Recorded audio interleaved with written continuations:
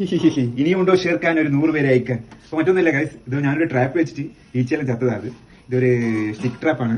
ഈ ചക്ക സീസണും മാങ്ങ സീസണായാലും ഈച്ച അതിൻ്റെ കൂടെ തന്നെ വരും. പിന്നെ കൂടാതെ മഴക്കാലവും. അപ്പോൾ ഈച്ചേനെ കൊണ്ട് ഏറും കളിയാവും വീട്ടിൽ. അപ്പോൾ ഒരു രക്ഷയില്ലായിട്ട് ഞാൻ പിന്നെ കടയിൽ പോയപ്പോൾ ഒരു സാധനം കണ്ടു. ഒന്നുമില്ല, ഒരു ഈച്ചനെ പിടിക്കേണ്ട ഒരു സംഭവം തന്നെ. ഒരു 10 രൂപയേ ഉള്ളൂ. അപ്പോൾ ഞാനൊരു 5-6 വാങ്ങിയിട്ടുണ്ട്.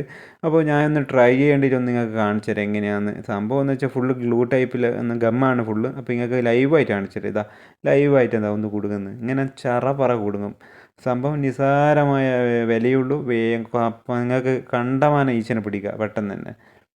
നിങ്ങൾ തന്നെ കണ്ടോ, ഇപ്പം തന്നെ ഒരു 4-5 മുങ്ങി. ഏകദേശം ഞാനൊരു 1 മണിക്കൂർ വെച്ചെന്ന് തന്നെ ഏകദേശം 10-100 എന്താ പറയുക ഈച്ചനെ ഇതിൽ തന്നെ പിടിച്ചിട്ടുണ്ടായിരുന്നു.